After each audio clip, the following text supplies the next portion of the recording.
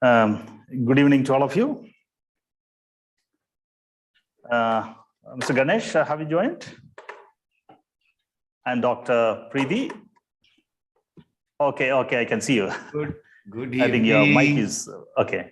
Preethi will join me in a bit because I do the first part of this. Okay. But we are going to be ready to start in another minute. Lovely to see you, Matthew sir, Arshida ma'am, Machama ma'am. Good to see you all.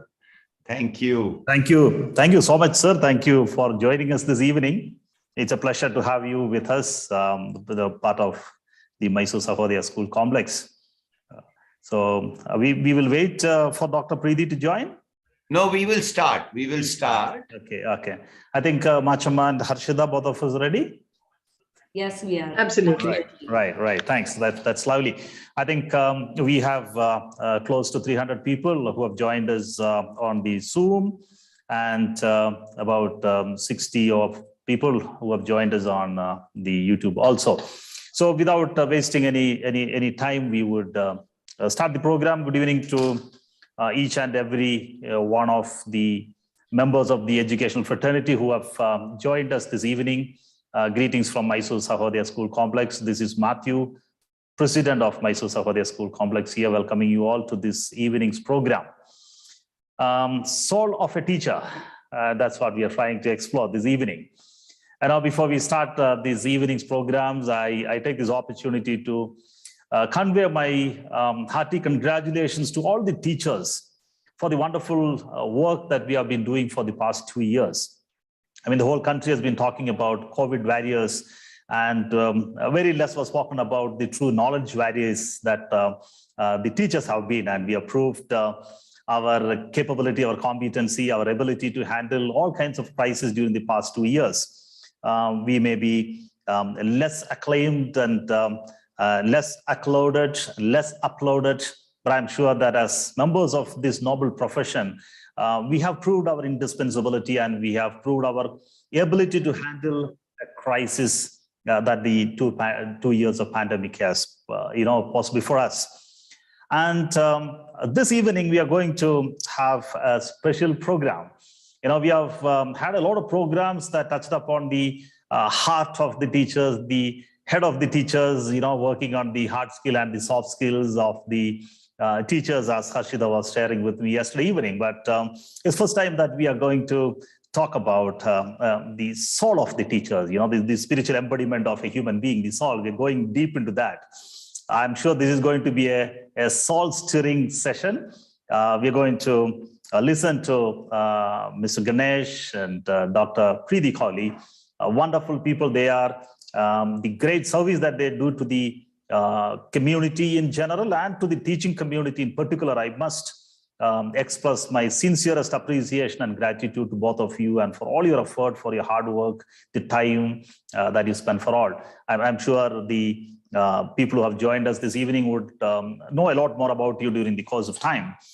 So I don't want to spend any time about that, but teachers, we have during the past 2 years kept the light of knowledge burning, and we kept the pleasure of learning alive, and we deserve a lot more. And that's why we have with us this evening Dr. Preethi and Mr. Ganesh with us. Mr. Ganesh in particular, I had shared the video, the Moli teacher video with all of you. And I watched that video, I think about 2 years back. And I felt, my God, at this time, there is somebody who keeps the teachers in such a high esteem. When was the last time we heard about somebody giving such rich tribute to the teaching fraternity? And I never wished that we would have a chance to listen to Mr. Ganesh on a platform like this. I take this opportunity to request Ms. Harshida Harikumar, the principal of Pushkarni Vidyasrama, to welcome Mr. Ganesh and Dr. Preethi. And why Ms. Harshida? I must thank Harshida for being instrumental in getting Mysore Sahodaya get in touch with these two great souls. Harshida, over to you to introduce and welcome the guest speakers for this evening. Thank you so much, Matthew. I don't think I could have been given a greater honor than introducing Mr. Ganesh and Dr. Preethi. These two people have, I think, influenced me and inspired me in a huge, huge way in the last 1 year. And I am so grateful to you, Ganesh, for that. Thank you so, so much. Thank you so much. It's made a beautiful difference in my life. I have this little story that I was discussing with Matthew and Machma that I wanted to share today. I'm sure a lot of you would have heard the story, but let me just share it with you quickly and tell you why this story specifically. This is a story of the starfish and making a difference. And there was this little boy by the ocean who seemed to be picking up something off and doing something very busy. And there was an old man who walked past him. And the man was very fascinated because he was wondering, what is it that this little boy was doing? He was picking up something from the beach, from the shore, and he was trying to throw it back into the water. And so the old man stopped and asked the little boy, what is it that you are trying to do, little boy? And then the boy said, can you see all these starfishes that seem to have been washed ashore because of the tide? I am picking them up and I want to throw them back into the ocean because otherwise they're going to die. When the sun comes out and it's going to be bright, these fish will die. And that's why I want to help these starfish get back into the ocean. So the old man found it quite amusing because he said there's millions of starfish that's been washed ashore. And how is it that you're even going to be completing your work? It's practically not possible at all. And the little boy, all he did was pick up that one starfish that he saw, he threw it back into the ocean, and he told the old man, all I know is I've made a difference in the life of that one.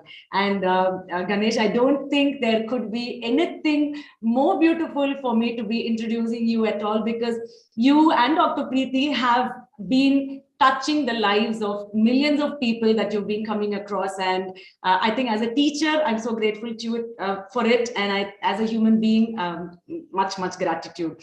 Thank you very, very much for that. It has been absolutely a pleasure knowing you, because I just want to start off on how I know Mr. Ganesh at the personal level. So this IC3 movement, which he is the founder of, is something that I have also had the privilege of being a part of in the last year. And it's been a transforming journey for me in terms of my profession, in terms of my career, which I thought is what it was going to be all about. But I never knew that in terms of my personal growth, it would make such a big difference to me. And that is why when Matthew Machma and I were discussing about how do we get teachers to be inspired by somebody, we couldn't think of anybody better than you and Dr. Preethi. And thank you so much for being with us today. However, I have, of course, the honor and delight of formally introducing you to all of the teachers and the principals today. So Ganesh Kohli is the founder of the IC3 movement. He is the chair board of trustees of the IC3 Institute, and he is the chief mentor of KIC Universist, and also the co-founder of the AHA movement. He is a teacher, counselor, entrepreneur, and a lifelong learner who has founded, nurtured, and led multiple education-focused organizations over the past 25 years. In his professional journey, Ganesh has visited more than 450 universities across the world, personally guiding over 4,000 students in making decisions about their higher education. With the vision of counseling in every school, he has founded the IC3 movement, which has reached 90 plus countries and 800 plus volunteers across the globe. Ganesh's endeavor to bring meditation and mindfulness to millions of people in the execution of their work and everyday lives led him to create the AHA movement, which continues to drive this philosophy through regularly scheduled meditation and mindfulness talks and events. And I am very happy to share that I've had the privilege of being guided by Dr. Preethi also. So in my own small way, I've been part of the AHA movement also, and thank you so much for that. He is the pioneer of counseling laboratory pedagogy, a path-breaking approach to high school, career, and college counseling. A gifted orator, he is a TEDx speaker and has presented at numerous global conferences over the years. To be of service is Ganesh's highest aspiration. With a belief in the infinite potential of human beings, all the organizations he has founded strive to serve individuals in achieving this potential through training, counseling, mentoring, and life coaching. And I have this one small little bit to add. I still remember the first session that I had with you when you said that teachers are soul doctors. You said we would not remember the doctor that we met when we were in grade 7 or grade 8, but we can never forget the teacher who taught us in grade 7 or grade 8. And that is why a teacher is a soul doctor. That's wonderful. And who better than today for all of us to be inspired by? Thank you so much. I just like to introduce Dr. Preethi also, so that we seamlessly move into Dr. Preethi's session without a break there. So Dr. Preethi Kohli has been a consulting homeopathic physician for over 20 years and a transformational coach for over 11 years. She currently serves as one of the founding members and director at the AHA movement. Through her work, she has touched thousands of lives and has successfully conducted over 200 workshops in alternative healing therapies. She was introduced to meditation and mindfulness at the age of 15. Her keen interest to understand the body, mind, soul connect and help people grow holistically led her towards learning and practicing other root cause therapies like past life regression, inner child healing, rebirthing, breath work, and family constellation. One of her passions is to work with parents and kids. She also volunteers to teach meditation for children at schools through the Soul Science Foundation. Teaching is one of the most powerful professions on the planet, is what both Ganesh and Dr. Preethi believe in, and how seamlessly we can integrate mind and the heart and the soul of a teacher. Thank you so much for joining us. And I think over to you, Matthew, for you to be formally welcome. Thank you, Harshida, for that wonderful introduction and warm welcome that you extended to the two dignitaries we have with us. The movement, the AHA movement, that in itself makes a lot of positive vibes, because as teachers, we have always been a part of the OHO movement. Or this part of the country, the Yake movement or the Beka movement, but not the movement that we are now going to listen to. And that too, again, the IC3 that you talked about, I'm sure the teachers and the principals would get to know more about it, because CBSE has empaneled the IC3 to organize the career preparation and the career counseling cells in the schools. And I'm sure we'll hear about it. Good evening, Dr. Preethi. Good evening. Good evening, Welcome. Dr. Preethi. Good evening. Welcome. Good evening, Dr. Preethi. Yeah, a wonderful introduction about Dr. Preethi has just been concluded. I'm sure you heard it enough, so we don't have to repeat it. Harshida has welcomed you even in your absence. So without any further delay, I would throw this platform open to Mr. Ganesh and Dr. Preethi to enlighten us, empower us, and awaken the teacher in all of us by stirring our souls. Over to you both. Thank you. Thank you so much, Matthew sir, Harshida ma'am, Machama ma'am. And I'm going to request all our soul doctors. I can see Dr. Jyoti Joseph here, Dr. Annie Joseph. I can see Dr. Lata, Dr. Priya. And then you're wondering why I'm calling you doctor, because you're all soul doctors. You are not going to be forgotten for 60, 70 years after you meet a student. The body doctor will be forgotten. So I'm inviting all our soul doctors to come on camera if you can, whoever can join. And I would like to request for a gift from all of you. The gift I would really like is the gift of your presence.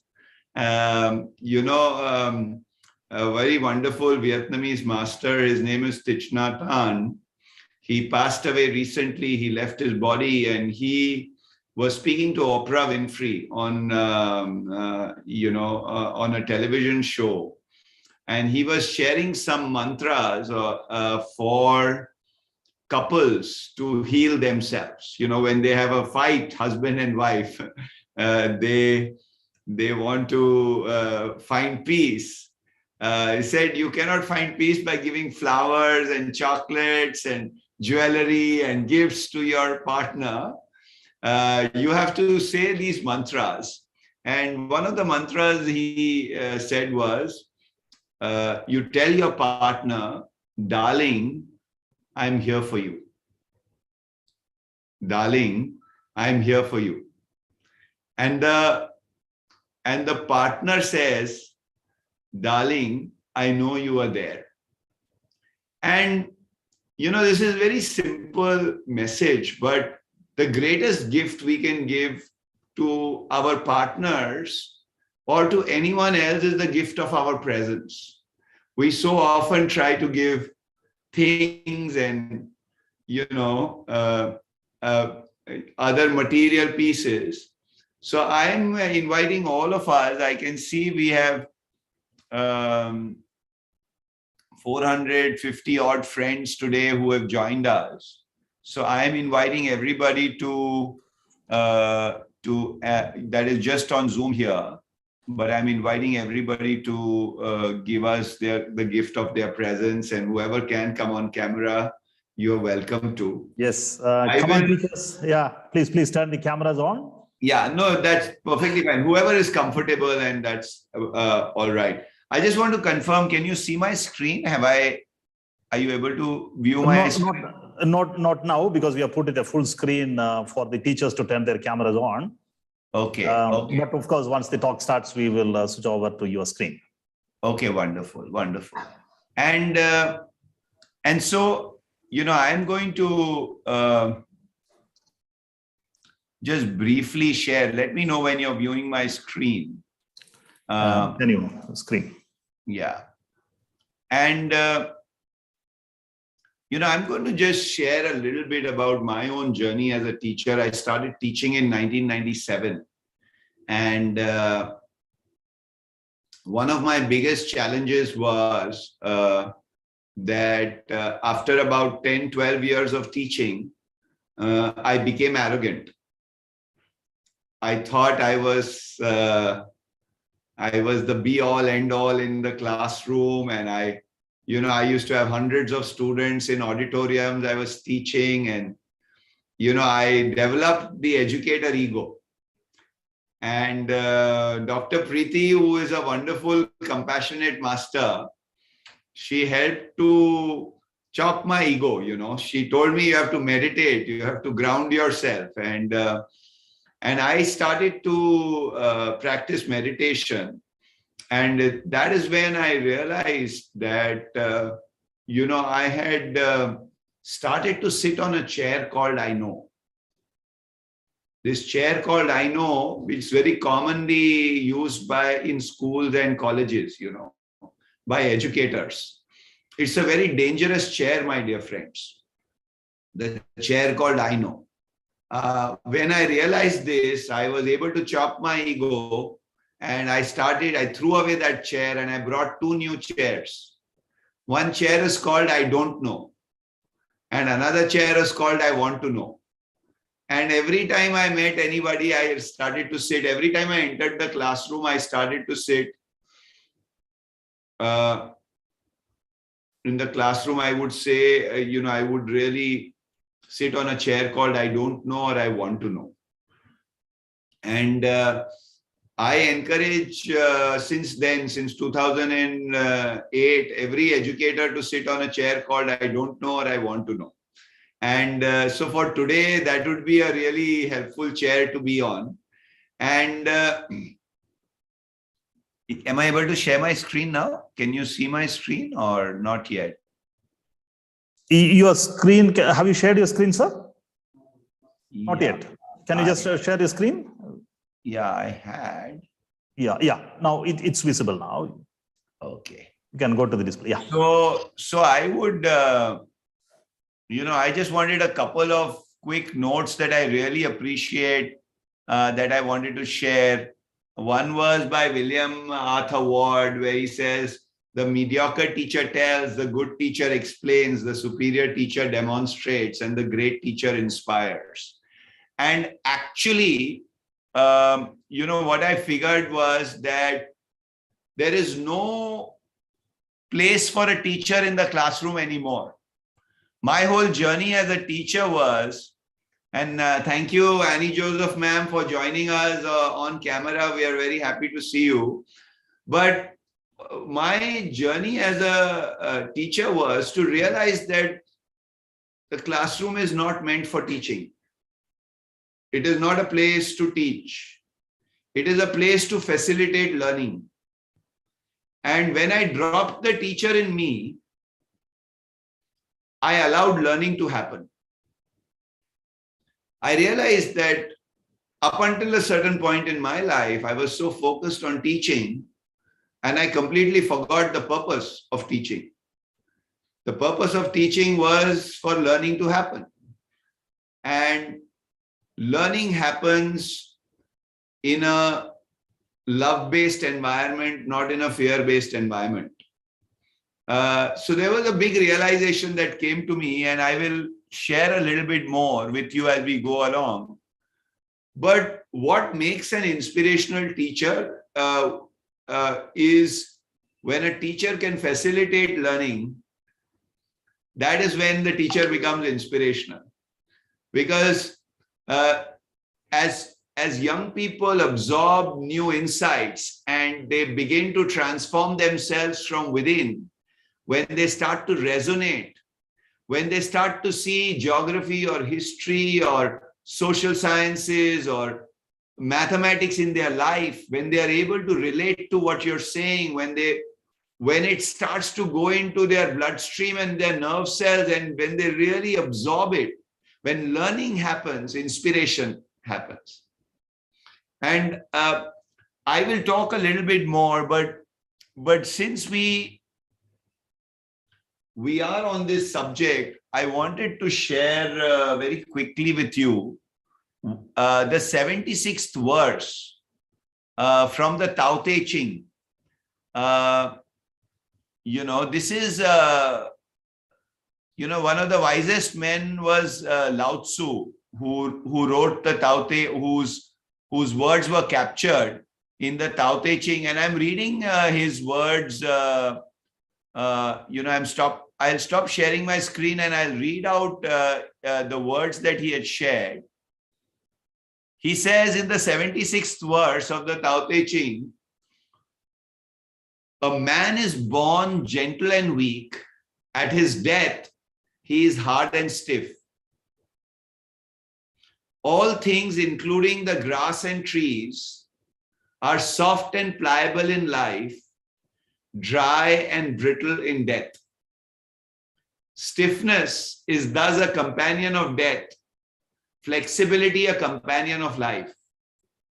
An army that cannot yield will be defeated. A tree that cannot bend will crack in the wind. The hard and stiff will be broken. The soft and supple will prevail." And my greatest message was, we need to really flow. The two biggest crises in schools worldwide is boredom among children and seriousness amongst educators. Educators become too stiff. They became too rigid. And Tao Te Ching and Lao Tzu says that stiffness and rigidity is a quality in death, not in life. In life, there is softness and suppleness and flexibility and flowiness. And the classroom is about all of that. It is not about rigidity and stiffness. And so I wanted to share this with you because this had a huge impact on my life. And it allowed me to be a better educator. And I thought I should just share this with you. I'm going to reshare my screen because I needed to read this. And so,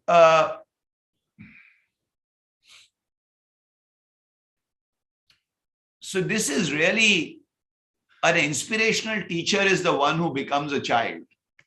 And, if you've read the Bible, and I like to read all literature and, take the best pieces, but many of us will relate to this. This comes from the Bible. And he said, "Truly I tell you, unless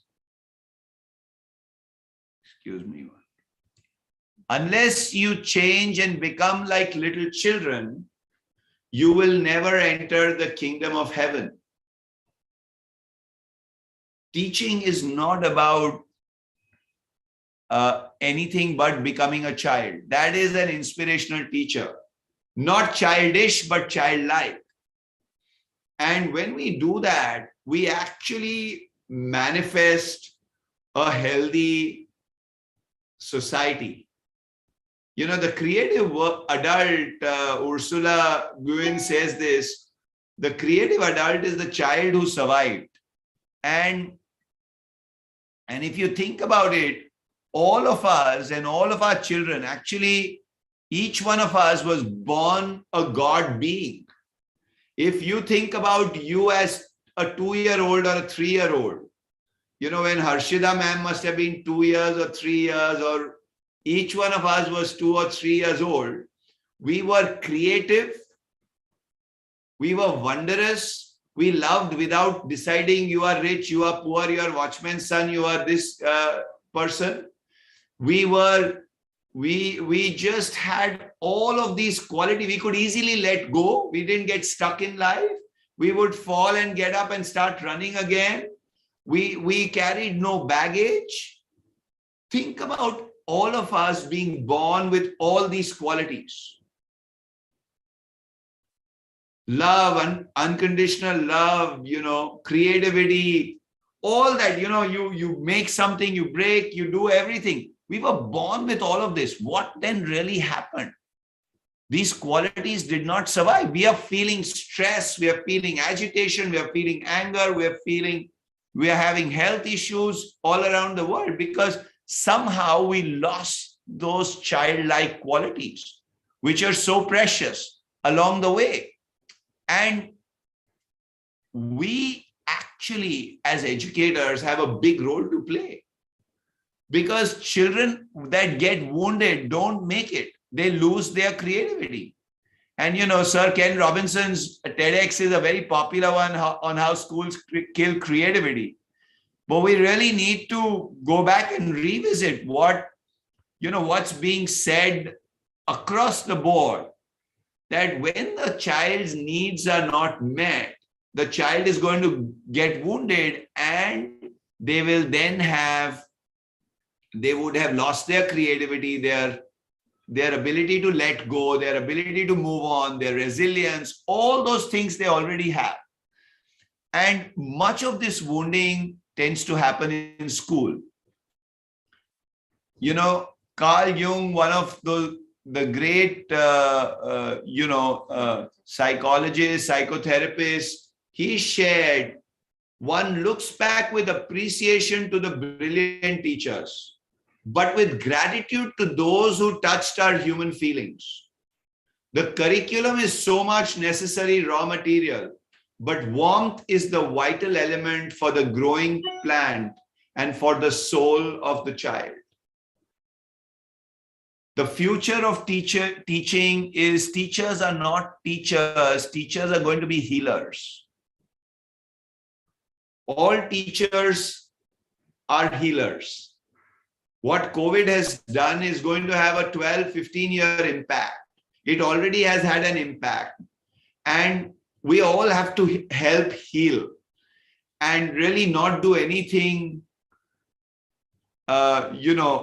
outrageous, but simply allow for the child not to lose their creativity.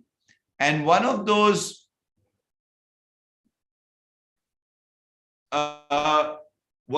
things is we could live in a very different world if we get it right in school. That's really what we're saying. If as educators we can get it right, we could be living in a very different world. What we need to really focus on are the essential needs of a child. What are some of those essential needs? The need to feel wanted, the need to feel secure and supported. If you watch the Molly teacher video, like many of you have, I was hanging by the thread. I failed in Hindi language in 5th grade in school. I was termed a failure and my mother was a Hindi teacher.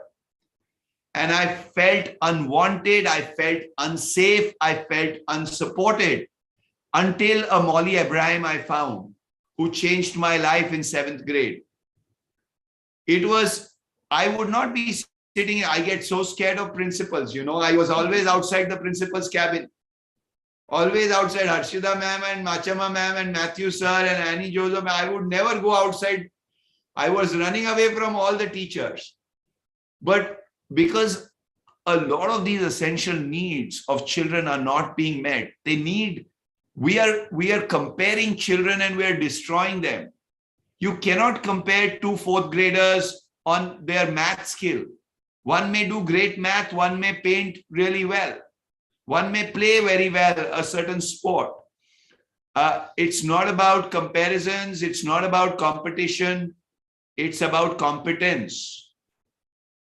And because we compared, when that became acute, we had competition. When that became acute, we have violence. Look at what's happening in the world today. A country is being attacked by another country. This is all competition. This is directly being bred in schools. We are breeding violence in our schools. If we are comparing our children, if they are feeling, the one who is beaten the most is going to beat the most. The one who feels the most unsafe, he will create the most unsafe.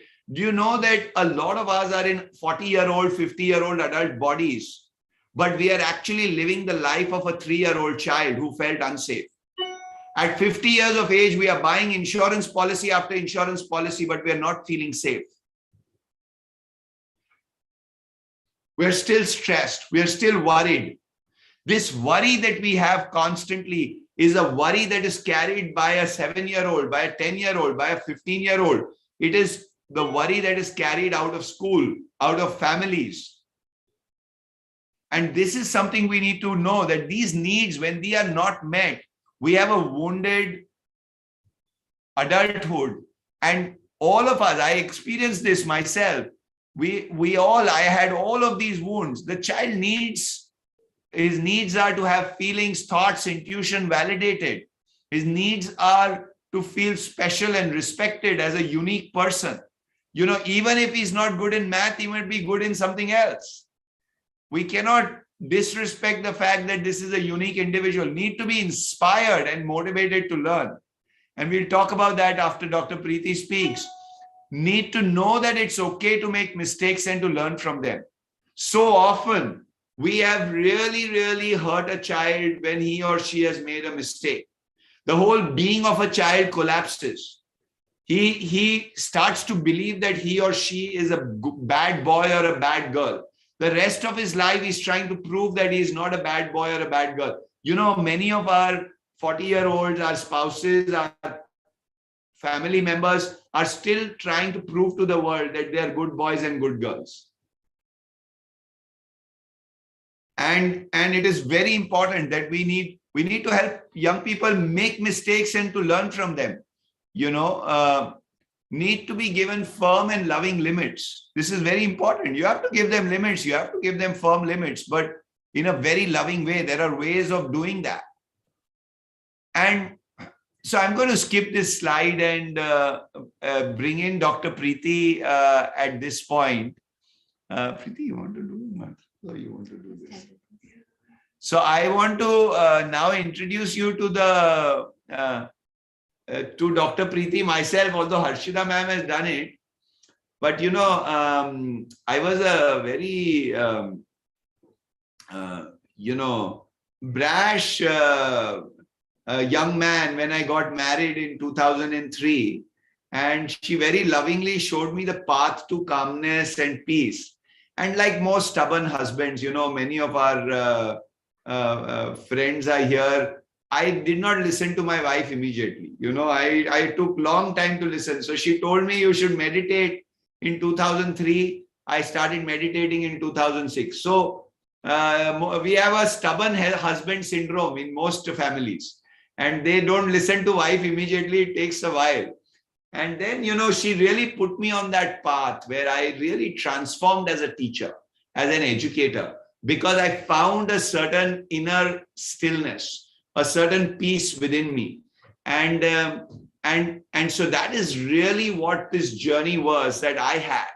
I stopped working on children and working on the outside. I started working on myself. A teacher cannot work more than 70% of his or her time on children. Teacher has to work at least 30% of the time on themselves. How I am feeling in the morning is how my children will feel in the classroom. If I am frustrated that morning, you will have disciplinary issues in the classroom that morning. Whatever my state of inner being is the state of outer existence in my classroom. This I learned from Dr. Preethi. So I want her to share a little bit with all of us. And I know we have to finish in 25 minutes. So we'll also try to do a short meditation. Let's see how much we can do. Preethi. So friends, classically in our society, when our teachers, when all of us grew up, what our teachers said, this is not right, what you're doing. When our parents said, this is not what we are doing. A lot of the focus has been on the behavior, right? So I remember the parents would kind of say, oh, we are going here and you have to behave well, right? So a lot was actually what you're really doing on the outside. And we have also started becoming more and more focused on what it is looking like outside. Even if we are not feeling good, we try to show it okay. But let us understand the human nature a little bit. Because of course, working with kids, we need to really understand these things. As Ganesh said that, we could very carelessly say, oh, bad boy. And the rest of the life, this child is going to try to prove that he is a good boy, right? Now, friends, let's look deeper from the behavior. When a person is usually behaving in a particular way for a long time, we say this person's attitude is like that. And this boy is a stubborn boy. So he does that over and over again. But deeper than that, if we actually allow ourselves to look, this person may be feeling a particular way. Now, when I'm feeling good, does anybody have to tell me that you should be behaving very well? If I'm feeling uncomfortable, if I'm feeling not good, very likely that's when in my behavior, somebody will feel like there was something not right. Is that right? Yeah. Now, deeper to the feelings are needs. All of us, even as adults, when I feel the need for something, when our needs are not met with, we feel not so good. There are only two types of feelings. One, which we all say good, I'm feeling very good, right? Love, compassion, joy, all of these feelings come in that section. In our body, we would feel nice, we would feel expanded, we would feel a lot of joy. That picnic day, all of us get up early in the morning, we are excited, right? So there is a lot of energy in the body. Whereas the other kind of feelings, right? Anger, sadness, jealousy, all of this is when our need is not met. If I want to go down and play as a child and suddenly it has started raining, I could be angry, I could be sad, right? So when I'm feeling that, now automatically in my body also accordingly, those things will be there. But what has happened for most of us as children, when we felt any of these kind of feelings, anger, sadness, the adults said, why are you angry? There is nothing to be angry. You should not be angry. We saw a disapproval in the eyes of the parents or the teachers. And hence we've started to recognize that my feeling is not okay. We started to mask them. Slowly, as so many of us with this kind of a environment around have grown up, we've started only paying attention to outside, to the behavior. We've started paying attention to only what's happening around, to the outside world. And that is how so many of us from human beings, we've become to human doings. We're only focused on what we are doing. And the day, we don't have a job, the day when we don't have something to do, we don't know what to do. Really what to do with ourselves. We don't connect to the inner world. Why is this so important for all of us? Because when children are coming to us, the child who is born is primarily a feeling person. The thinking comes only post the age of 7 years. 7 to 9 is when the thinking is developing. Before that, they just feel. And it is so important that we really see them. We validate them. If they're feeling angry, we don't start getting angry at them that why are you angry? That just makes it worse. If we can actually help them see, I understand, I see that you're angry. What has happened, right? If we help them see what is the need underlying that, that is what will really be helpful. Our classrooms are actually a place where not only are they learning, we will learn so much from them, because they are really in touch with their true nature much more than all of us. We have really come out of that. But yes, for us to be able to do that with the kids, it will be so important that we do that with ourselves. As Ganesh just said, that 30% of the time we have to actually work with ourselves. We will need to start paying attention to, if I'm feeling this, why, what is happening, what is my need underlying that. Classically, if you start observing now, you may realize that you invalidate your feelings. You'll say, oh, I'm angry, and you'll feel something is wrong with me. I have to just get out of this anger. Our feelings are a very wonderful indicator to really what's happening in our inner world. So we basically need to start connecting more with our inner world, as we need to teach the children to deal with the outer world. We have to connect with the child within to be able to connect with that child outside, so that we can facilitate the learning process for them. And friends, the most important technique, the most important way to really start connecting with the inner world is meditation. Because we have been tuned to so much right and wrong. If I sit with myself, right, they would say idle mind is devil's workshop, because in our society we've developed this very judgmental mind. Now if I sit, I'll say, oh my god, wrong thoughts are coming, and I don't want to sit with myself. I want to distract myself. So meditation is really sitting with yourself, shutting all your senses and watching. And when we are sitting with ourselves watching, we are really not sitting with any judgmental attitude.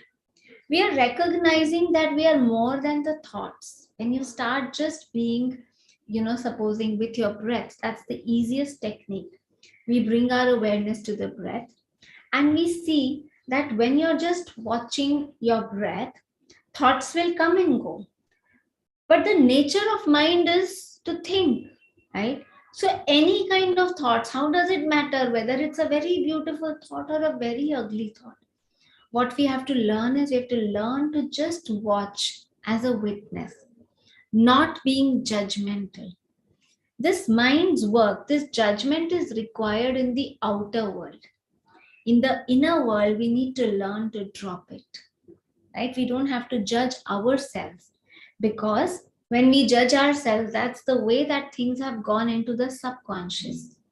Carl Jung, the famous psychologist, also said that if we are not looking at the unconscious, at the subconscious, that will keep creating our life, and we will call it destiny. We will say, oh my God, what to do? This is how my life is.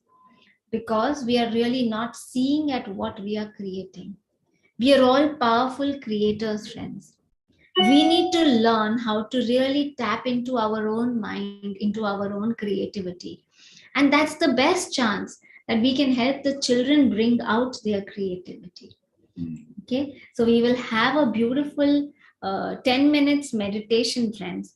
We will all connect with our deeper self. So, just a couple of pieces before we get to the meditation, and maybe we'll see if we can take questions. But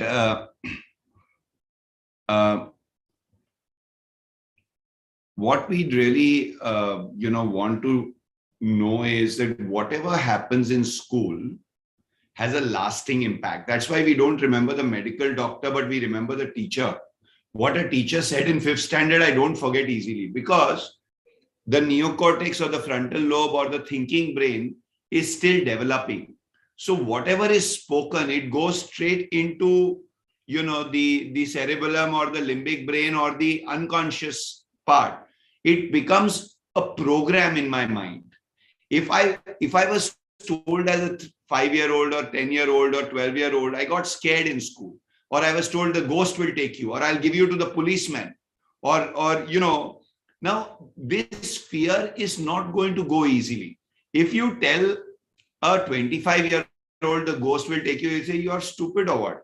There is no ghost, because he has a thinking brain that is reasoned, is logic, and he says there's no, you say you're a bad boy. You are only a bad boy. I am not a bad boy. So he has ability to reason. At 12 years of age, 10 years of age, there is no whatever is being said is going deep inside the unconscious. So that is very important to know why our role is that of a soul doctor. Every word spoken is important. And what happens is we have all been wounded. We are all victims of victims. Were part of a school. In my school system, I was beaten so many times. They were hitting on the hand and they were slapping and all that. You can imagine what kind of wounds we may be carrying. Everything went in. It's so important for us to heal our own wounds. If when I was in 5th standard, had a traumatic event in school, as a teacher, when I'm teaching 5th graders, I will have a problem. Because my unconscious memory of the 5th grade class is going to get triggered. I don't even know that it's getting triggered. I don't know why I'm getting angry in that class. Something is hidden in the unconscious. So that's what Dr. Preethi was talking about. It's so important to actually work on our own selves, and mindfulness as a practice is magical in class. We'll practice meditation today, which is simply being in the present moment.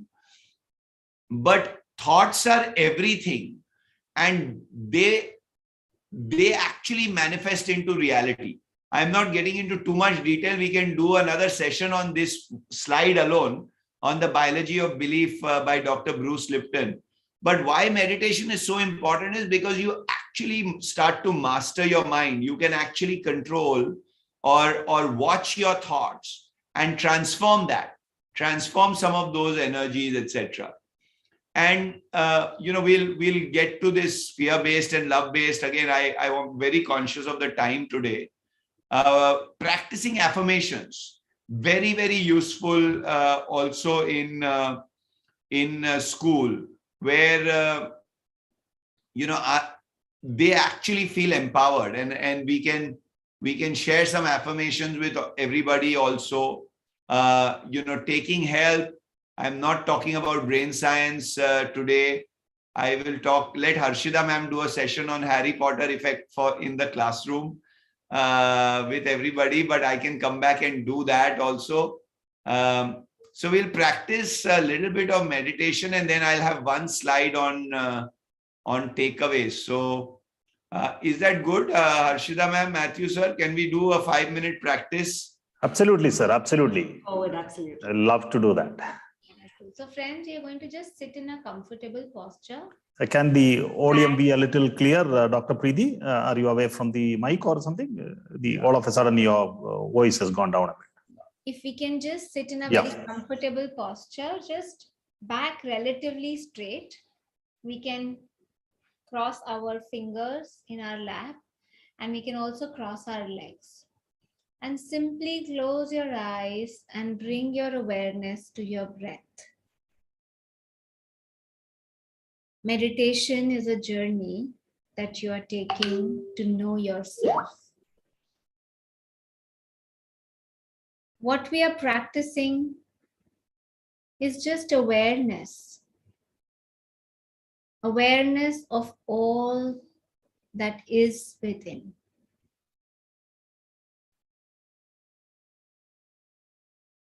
The nature of our mind is like a monkey. You're going to anchor it with the breath. We allow ourselves to watch the incoming breath and the outgoing breath.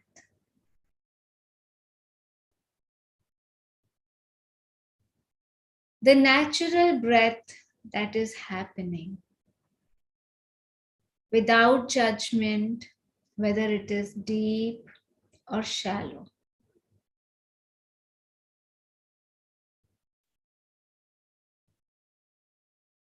Just watching it coming in and going out. You may become aware of the sensations at the nostrils, on the upper lip, or the entire tract as the breath moves in and out.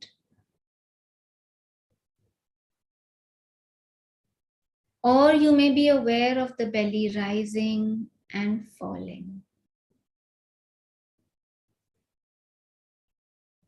Whichever comes easy for you is perfect for you.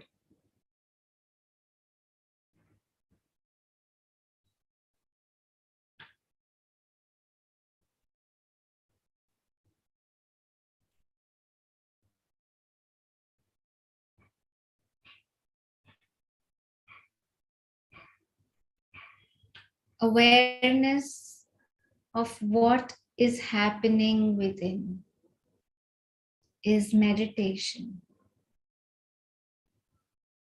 Being in the now is meditation.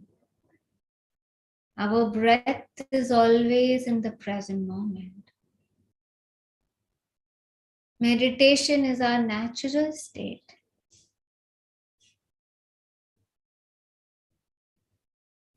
All other beings, animals, plants, are always in the present moment. It is only our monkey mind which takes us here and there. The most important training is the training of this monkey mind, which you are doing now, to just anchor it with the breath.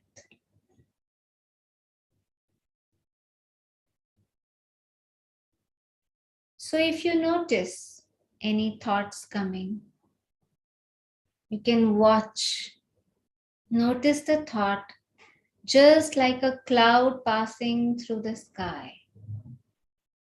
But you don't have to go away with the thought. You don't have to start thinking there. Come back to your breath. This is the training.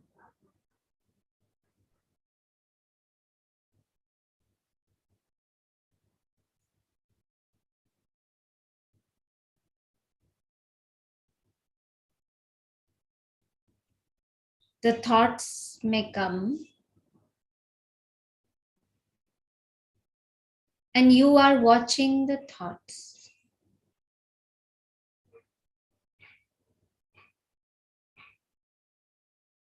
The body is having sensations, and you are watching them.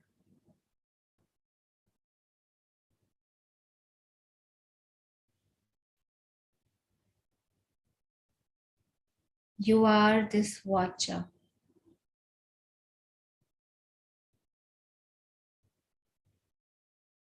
You are this master, which is beyond the body, beyond the thoughts.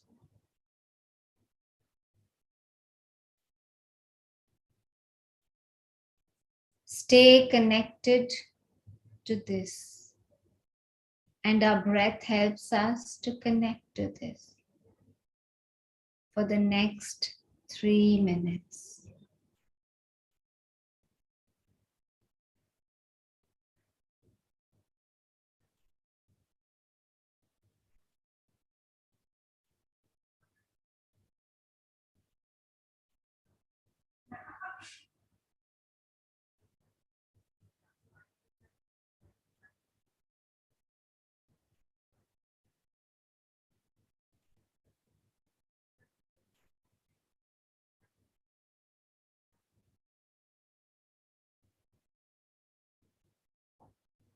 Relaxed awareness of the breath.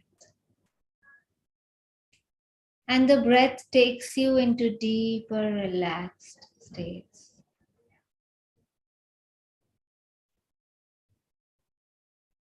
Connecting you to the peace, to the joy within.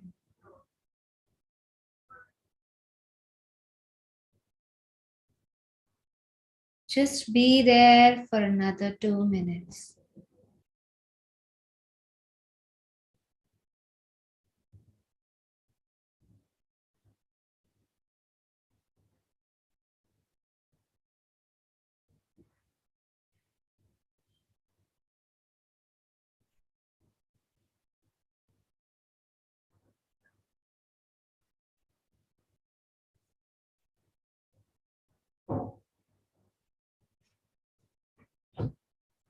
And now imagine staying connected to this peace, connected to yourself.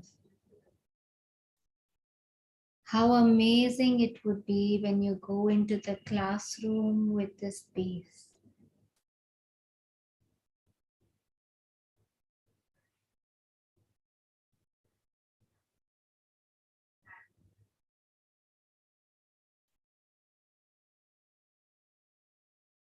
When you see yourself as this unique person,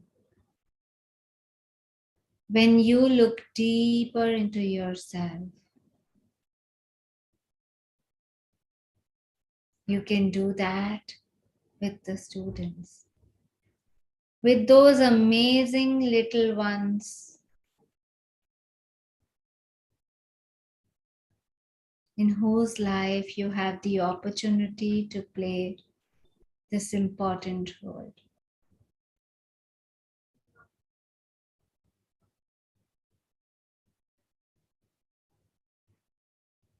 Feeling grateful for this opportunity.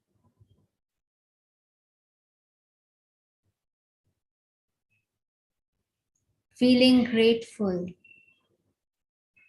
to be able to touch their souls in a deep way. Slowly, you're getting ready to come back. 5, 4, 3, 2, and 1. You can rub your palms together slowly, cover your eyes, and slowly open your eyes.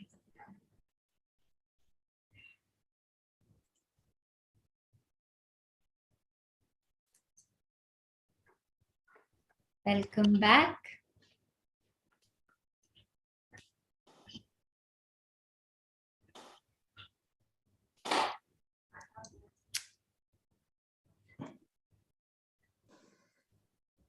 We noticed that we are only 3 minutes away, so I want to just share this last slide. And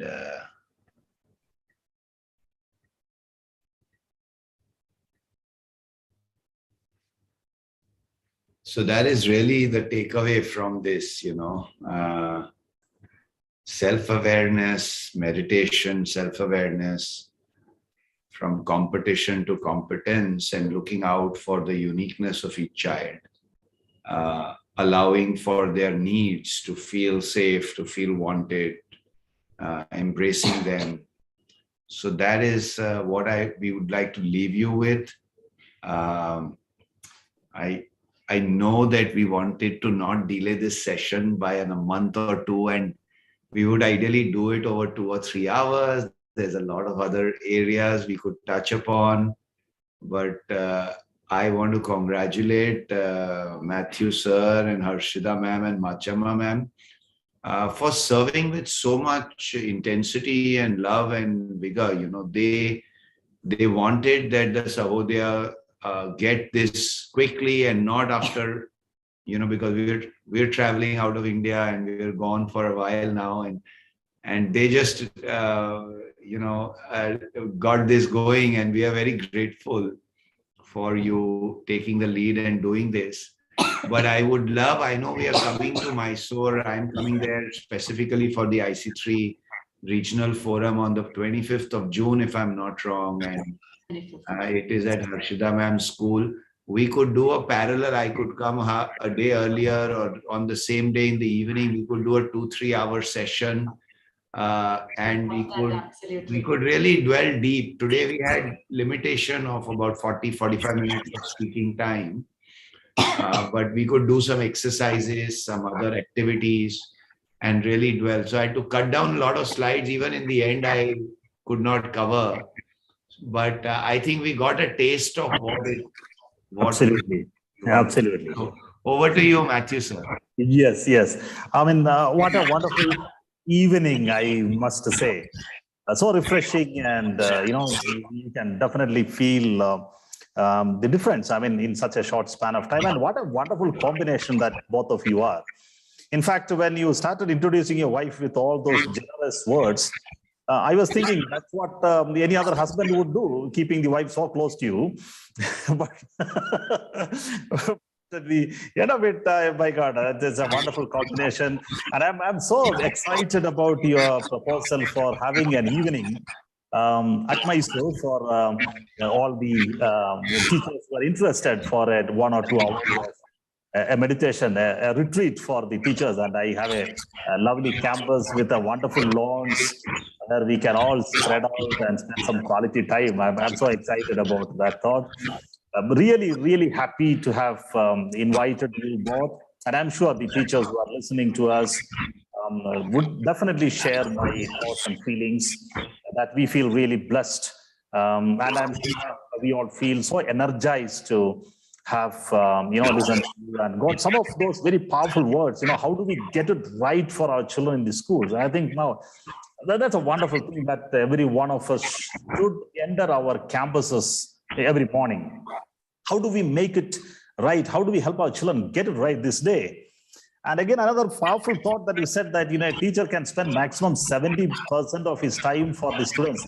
How do we spend the remaining 30%? And that's what makes the difference, that 30% of time that we spend for ourselves. And that's where we teachers need a lot of support, a lot of hand-holding. Our beard doesn't help us to spend those 30% of time for ourselves. Some very, very strong statements that you made. I don't want to go through all these things.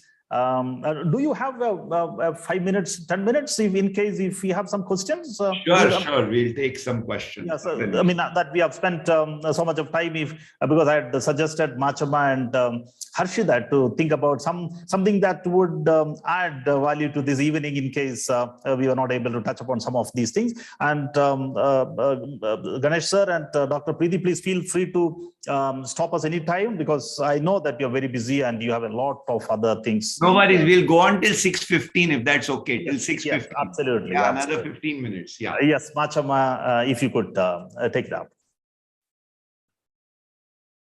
And I must thank all the teachers for staying. The numbers have been consistently good, though it's an evening time and most of you may have your household chores. You still stayed with us till the end of it. That's so nice. I mean, that also shows how much the teachers want to improve themselves in terms of their spiritual well-being. It's not just about the intellectual well-being. It's all about the spiritual well-being. The holistic well-being of the teachers is equally important as holistic education for our children.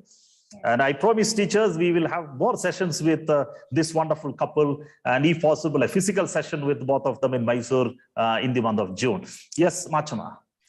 I just also wanted to share, Matthew sir, that we are all, I can see some private messages also coming to us on chat. We are on Facebook, on LinkedIn. Do message us so that we know who is messaging and that we were together here.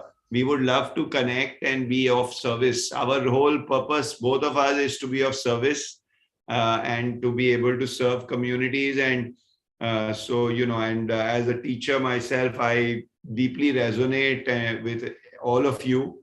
So please do absolutely reach out either on LinkedIn or on Facebook, or you can email us as well. Our email addresses we will type out in the chat box also. Yeah. So whatever is convenient. Yes. And there are also some recorded meditations. If you would like that, we can share the link. Is Divya, are you here? Can you share the details?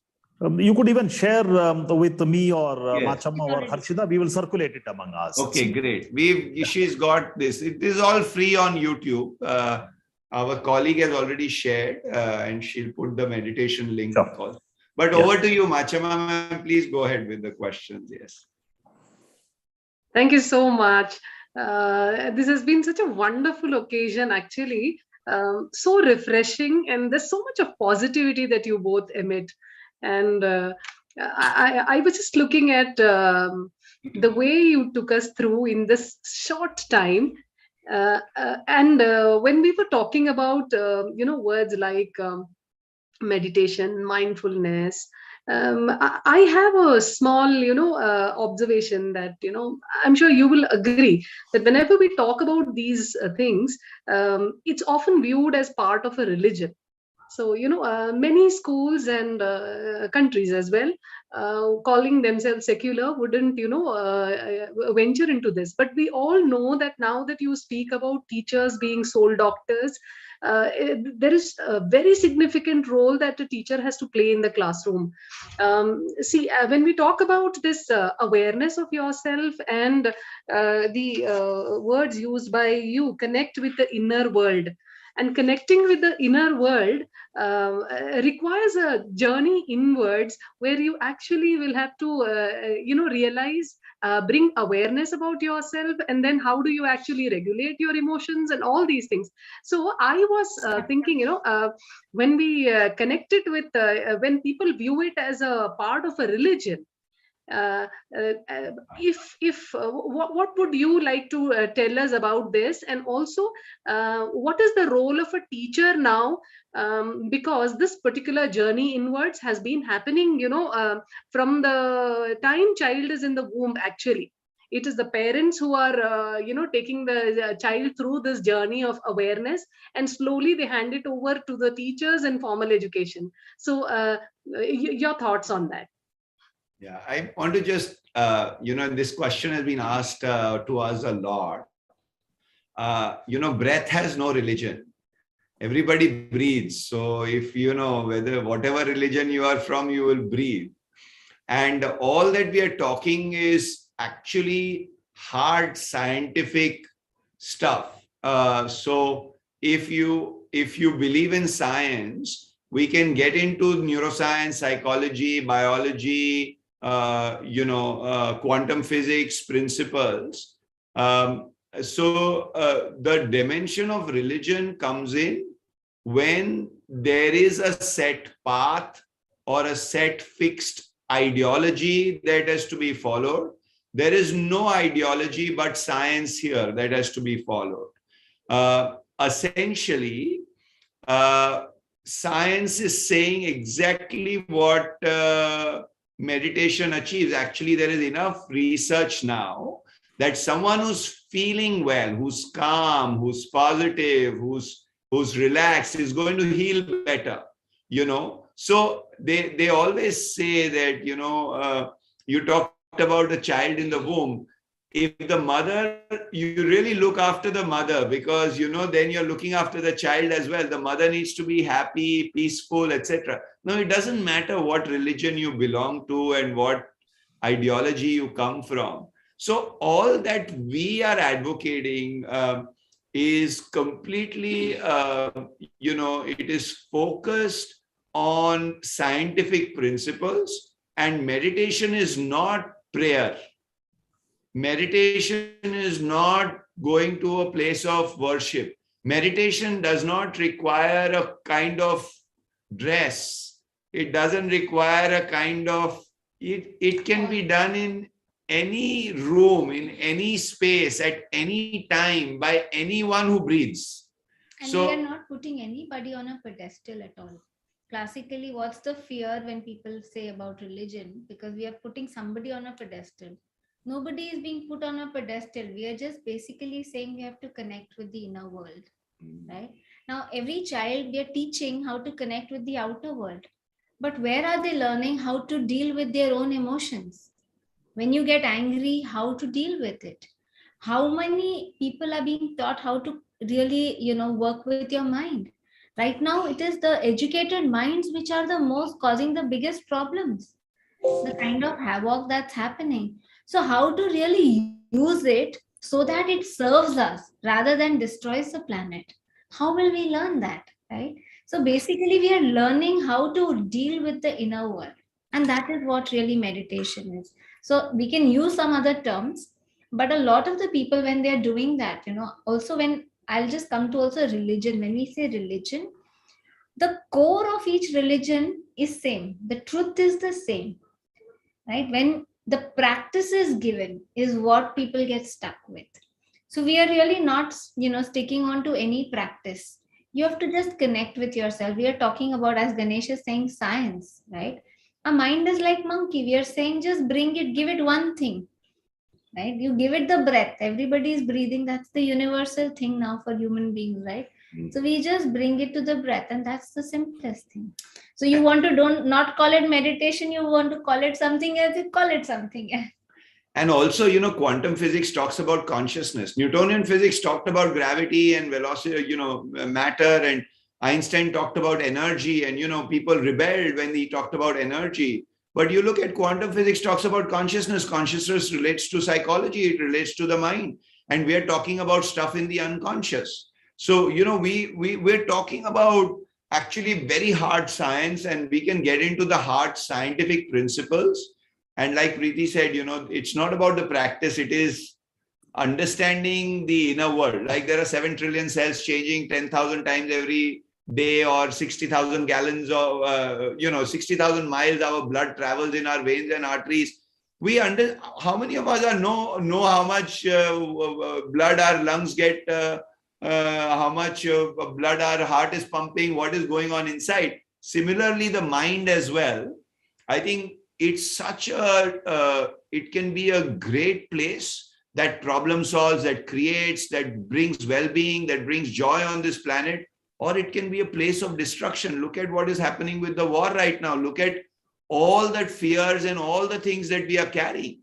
It doesn't matter which religion, which practice, but we are living in a very fear-based environment. So yeah, we'll leave it at that. I know that there's a lot to talk about it, and we have just touched the tip of the iceberg. And I know the many teachers who are part of this program might also have some questions. I see a couple of hands being raised, but due to positive time, we may have to wind it up now. May I request Ms. Annie Joseph, the Treasurer, Mysore Sahodaya, and Principal of Capital Public School, to formally propose the word of thanks. Annie, over to you. Thank you, Mr. Matthew. All good things have to come to an end, and so has this enriching session. It has really awakened our mind, and a big thank you to Mr. Ganesh and Dr. Preethi for having taken us through the session. Though we have crossed our time, but still I feel, we could have sat for another 2 hours without any hesitation. Thank you so much for sparing your valuable time and being a part of the session. Thank you. I would like to thank all the principals and the entire team of teachers who have come and waited so patiently in spite of their busy schedule to be a part of the program. Thank you, dear principals and their team. Last but not the least, I would like to thank Mr. Matthew and his team for bringing all the educators under one on a single platform and giving us such an enlightening program. Thank you, Mr. Matthew and his team. I'm sure all of us have takeaways from the session. Once again, thank you, and congratulations to all the participants, and a big congratulations to Dr. Preethi and Mr. Ganesh for sailing us through this entire session. Not 1 minute, I think anybody would have missed the session. Thank you so much. God bless you. Thank you, ma'am. Thank you, Annie, for that expression of gratitude. Both Ganesh sir and Dr. Preethi truly deserve it. Once again, thank you so much from Mysore Sahodaya, from all the principal members of the Sahodaya, from all the teachers who have listened to both of you, and I'm sure the YouTube will also be circulating the recorded session. And I look forward to meeting both of you in Mysore and listening to you more. And we would humbly request your time and support in enriching and strengthening the soul doctors of Mysore region, and for our children and for their future too. Thank you so much, and wish all of you a very, very soulful evening. And thank you. Pleasure. Thank you, everybody. Look forward to seeing you. Thank you. Pleasure. Bye. Thank you, Harshida, for facilitating this session. Thank you so much. My absolute honor and pleasure. Thank you. Thank you. Thank you, Harshida. Thank you, Thanks Matthew. much. Thank you. Thank you much, Ma. Thank you, Annie. Thank you, Annie. That is so nice. You too. Nice. A wonderful session. All of you, thank you so much. Thank you. So many positive feedbacks and comments in the chat box. I'm sure that's an indication of the quality of the program that we arranged. Let's have many more such sessions in the days to come. And I said, as promised by Mr. Ganesh, we should have a retreat one evening, 1 or 2 hours session, an outdoor program for all those teachers and principals who are interested in joining this. And I'll be more than happy to host it in our campus, where we have such a nice lawn and an amphitheater where we can enjoy one evening too. Anyway, let's talk about it later. Thanks to all the principals for encouraging the teachers also to be a part of this session, all the members of the, we crossed about 700 participants at one point in time, though I wish we could have had a lot more, and I was expecting it to hit at least 1,000 members, but it's fine. I mean, we'll share the recorded session, let them all benefit from it. So have a wonderful evening to all of you. Thank you. Thank you. Bye-bye. Good.